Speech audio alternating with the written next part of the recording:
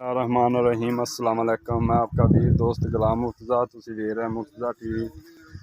मेरे channel subscribe करना, नाल एक बैल का बटन है वो भी ओके करना, क्योंकि हर वीडियो मेरे वीरों दोस्तों लिए जल्दी पहुँच सके। दोस्तों लिए एक डेयरी ते मौजूद हाँ, तो किहड़े दोस्त वीर नूं जानवर चाहिए ने, डेयरी पूरी उन्होंने सेल करनी, पूरी डेयरी का विजिट कराया जाएगा। पहले नंबर पर मझ का दिखा रहे हैं। माशाल्लाह बड़ी नस्ली मझां ने, खूबसूरत ने, चंगा थान है और दुध वाली मझां।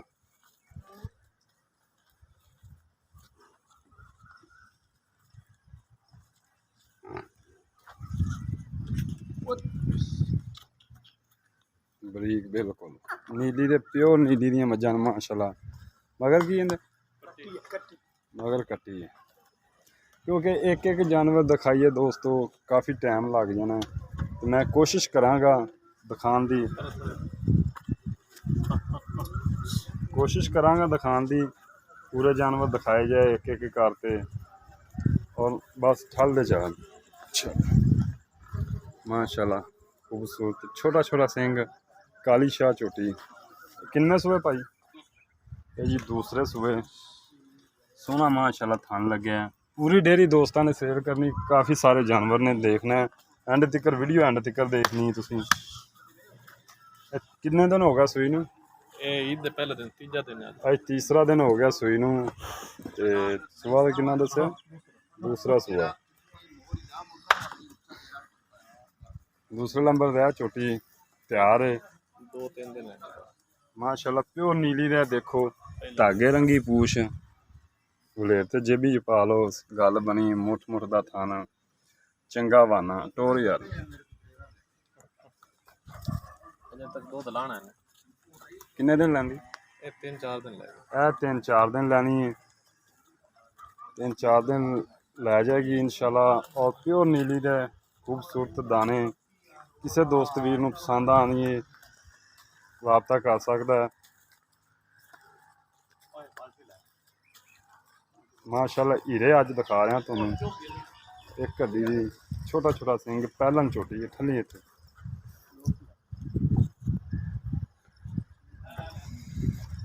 चिंगड़ी वाला सिंह लगा, बिल्लियां अखां,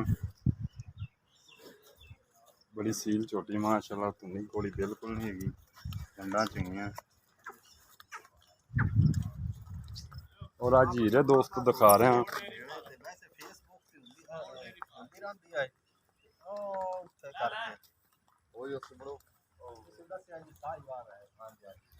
दोस्त इत्थे आओ इंशाल्लाह, किन्नी प्यार मुहब्बत हुई इंशाल्लाह करवावांगे। इन छड़ दे इनू लाया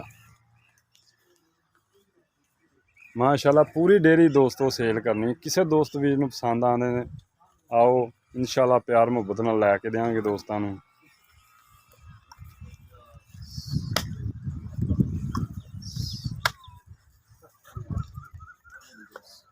ये किन्ने क दिन लैंदी? आसफ कितने दिन लेंगी? 15 दिन लै जाएगी। देखो एन धागे रंगियां पूछ, काली शाह चोटियां माशाल्लाह।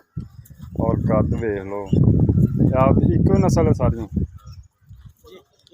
इको नस्ल दी माशाल्लाह जी, क्योंकि ब्रीड भी इन्होंने अपना रखा है। और थान बड़ा प्यारा है, देखो माशाल्लाह।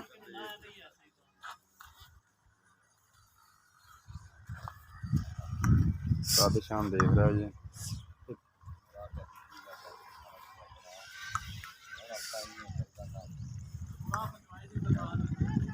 चो मैं आ जाऊंगा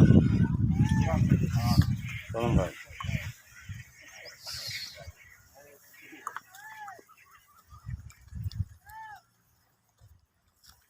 माशाल्लाह जी, विच बाकड़ियां भी सारियां गब्बनां ने।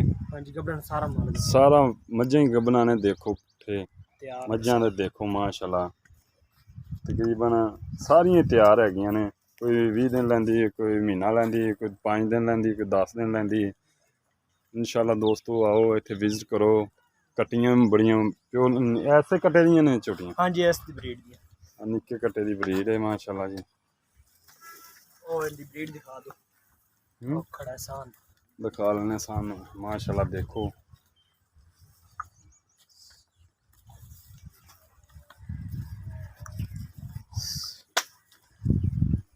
और सारियां इक्के नस्ल दी ਤਿਆਰ ये किन्ने किन्ने ला ਇਹ जी ਲਾ ਰਹੀ ਹੈ ਇਹ ਵੀ 15-20 ਦਿਨ ਦੇ ਵਿੱਚ ਇਨਸ਼ਾਅੱਲਾ ਤਿਆਰ ਹੋ महीना ला जाएगी ਹਾਂਜੀ ਇਹ ਵੀ ਮਹੀਨਾ 2 ਲਾ ਜਾਏਗੀ ਇਹ 2 ਮਹੀਨੇ ਲਾ ਜਾਏਗੀ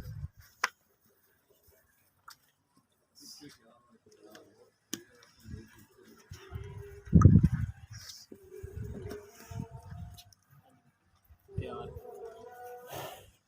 ਆ ਜੀ ਬਰੀਡਰ ਮਾਸ਼ਾਅੱਲਾ ਰੱਖਿਆ ਹੈ ਵਿੱਚ ਨੇ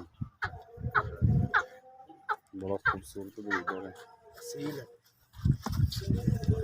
ਬਰੀਡਰ ਵੀ ਵੇਚਣਾ ਹੈ ਦੋਸਤੋ ਕਿਸੇ ਨੂੰ ਕੋਈ ਚੀਜ਼ ਵੀ ਪਸੰਦ ਆਉਂਦੀ ਰਾਬਤਾ ਕਰ ਸਕਦਾ ਹੈ ਇੱਥੇ ਆਓ ਡੇਰੀ ਤੇ ਇਨਸ਼ਾਅੱਲਾ ਤੁਹਾਨੂੰ ਲੈ ਕੇ ਆਵਾਂਗੇ ਲੋਕੇਸ਼ਨ ਹੈ ਆਰਫ ਵਾਲਾ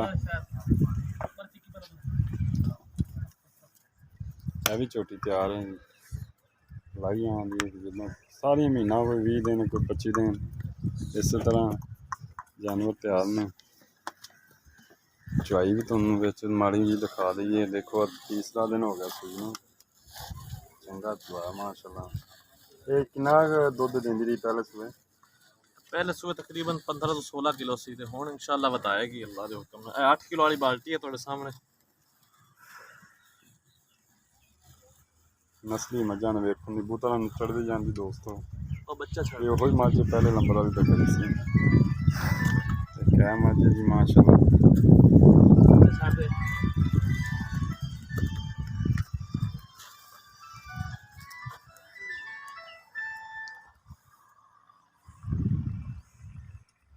ਮਗਰ ਕੱਟੀ ਕੱਟਾ ਕੱਟੀ ਇਹ 2 ਥਾਂ ਚੋਏ ਨੇ ਕਿ ਸਾਰਾ ਚੋਇਆ ਦੋ ਥਾਂ ਕਿਹੜੇ ਪਿਛਲੇ ਦੇਖੋ ਜੀ ਪਿਛਲੇ 2 ਥਾਂ ਚੋਏ ਨੇ ਅਗਲੇ ਦੋਵੇਂ ਖੜੇ ਨੇ ਅਗਲੇ ਬੱਚੇ ਛੱਡੋ।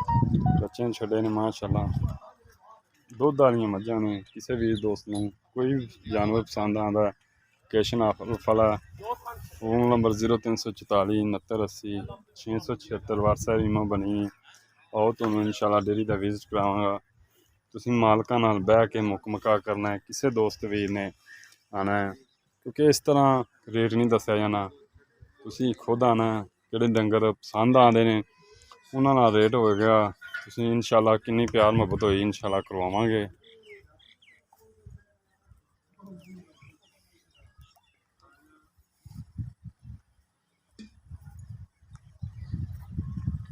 और सारे जानवर नस्ली ने माशाल्लाह देखो उठे